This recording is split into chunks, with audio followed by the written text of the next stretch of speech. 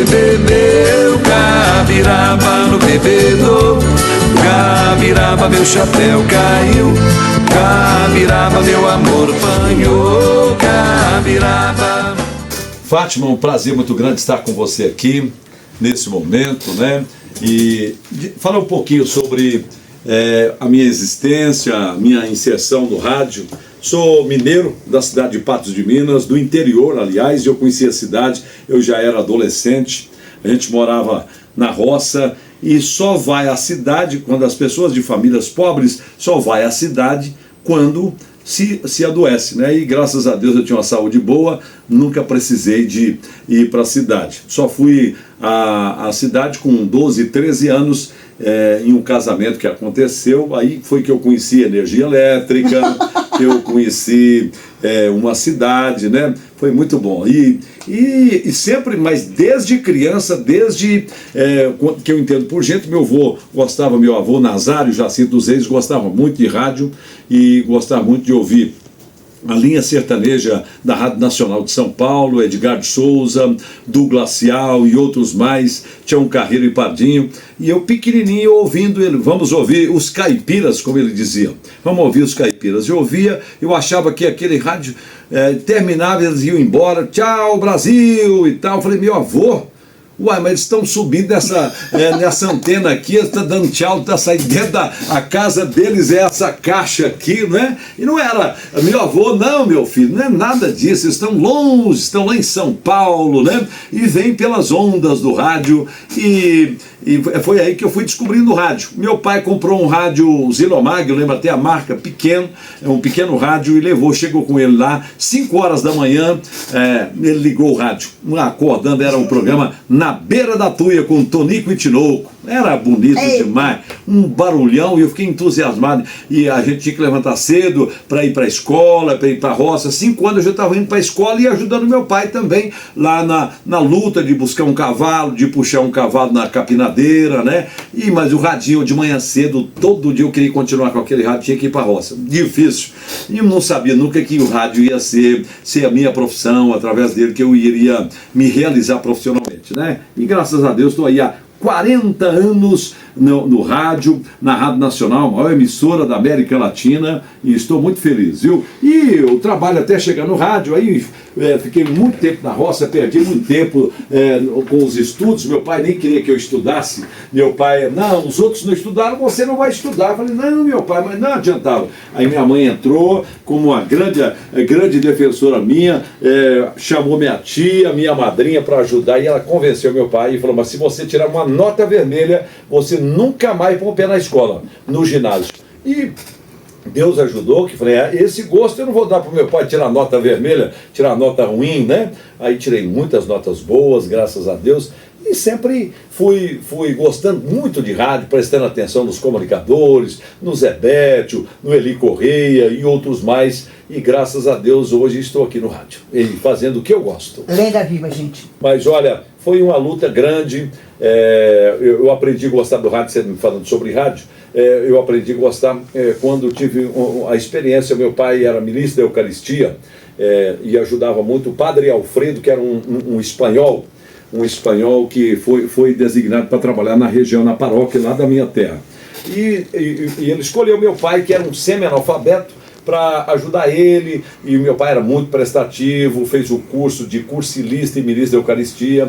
Meu pai tinha dificuldade de ler, eu já estava no ginásio já, tipo na 6ª, 7ª série, e ele pedia, Ferrucha, meu pai é o Ferruja, né, o apelido dele, Ferrucha, faça a leitura. Aí meu pai quase decorava a leitura, mas a primeira leitura, a segunda, mas não saía bem, porque ele não tinha estudado muito. E ele pegou, domingo que vem é você que vai ler, eu vou te preparar aqui, eu vou trazer o folheto da igreja, você vai ler a primeira leitura. Falei, uai, então deixa comigo, né? E peguei, li. A hora que eu subi no altar da igreja, parece que o mundo escureceu de tanta vergonha que eu fiquei. Nossa Senhora, que vergonha! Mas eu tinha treinado tanto.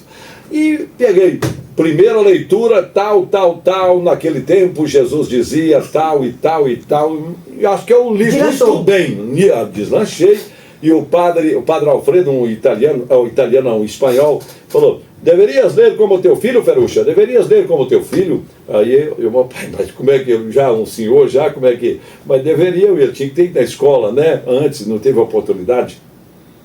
E assim, foi aí que eu comecei a gostar de ler e as pessoas me ouviam dizer que eu tinha feito um bom papel e tal. Falei, rapaz, é aqui. E fui gostando, e o bispo aí teve uma época que eu estudei no seminário também, no seminário de Pio XII lá de Patos de Minas, um tempo pequeno aqui no seminário do Lago Sul, em Brasília, e foi aí, o bispo gostava muito que eu fizesse os comentários da missa.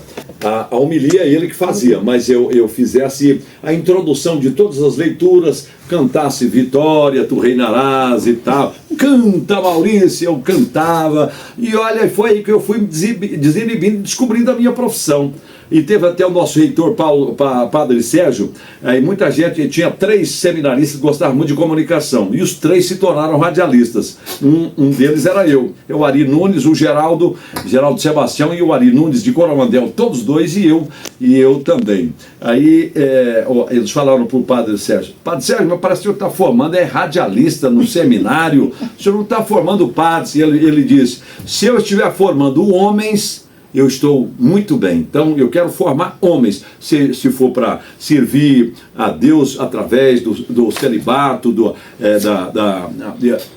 da igreja, né, de ser padre, muito bem. Se não for sendo grandes cidadãos, grandes homens, para mim já tá cumprida a minha missão. E eu fiquei um tempo, quase 3 anos no seminário, deixei o seminário, mas ficou na minha cabeça aqui o rádio. Quando a gente fazia a leitura, eu fazia a leitura que era transmitida pela Rádio Clube de Patos, eu ficava entusiasmado, porque minha mãe ouvia lá na roça, ela ouvia leitura da Epístola de São Paulo, tal e tal. Minha mãe ouvia lá na roça, eu falei, essa é a minha profissão que eu quero, né? Aí eu cheguei aqui em Brasília, tentando a vida, ouvindo uma rádio lá em Lusiânia, no estado de Goiás. Eu morava no Gama, uma rádio pequena, tinha até amigos aqui da Rádio Nacional, que era amigo do Pereira Lima. Não, vou te levar na Rádio Nacional. Eu falei, não, tem que aprender tudo primeiro para depois sonhar com a Rádio Nacional. Aí fui a Lusiânia, fiz um teste lá, tinha demitido 2 pessoas, tinha saído, não sei se pediram exoneração, e fizeram a seleção para um locutor fazer o trabalho de 2 que havia saído. E o escolhido fui eu. Graças a Deus deu certo, me tornei professor paralelamente lá, fiz o concurso de professor, dei aula de matemática, mas nunca deixei o rádio. E o rádio me deu tudo. Minha mulher, por exemplo, eu a conheci, ela fazendo o programa, ela chegou lá, admirava o meu trabalho, gostava do meu trabalho. Ela falou, eu vou casar com esse locutor. E nós estamos casados há 40 anos, né? Há 40 anos. Graças a Deus me deu minha família, e eu depois planejei entrar na Rádio Nacional, consegui entrar na Rádio Nacional, graças a Deus, né? Fiz uma prova, e mais outra, na época não existia concurso, mas fui aprovado, e hoje? Contei com a ajuda de pessoas também, que a gente tem que registrar, né? Ajuda que eu digo, que acharam meu teste bom, mas só tinha vaga em Manaus ou em Volta Redonda, no Rio. Aí eu escolhi, não, vou para a Amazônia, já era casado, já tinha filho, vou para a Amazônia, eu vou conhecer a Amazônia. Levei minha família, lá fiquei 3 anos, e de lá voltei para a Rádio Nacional da Amazônia, depois para a Nacional de Brasília, concomitantemente, e graças a Deus estamos aí até hoje. E sou muito feliz no rádio. No rádio a gente não ganha muito dinheiro não, mas ganha muita. Todo dia é um dia de emoção, de conhecer pessoas novas, de fortalecer os laços de amizade. Então é muito bom ser radialista. Meu boi bebeu, Gabiraba no bebedouro, Gabiraba meu chapéu caiu, Gabiraba meu amor apanhou, Gabiraba, meu boi bebeu.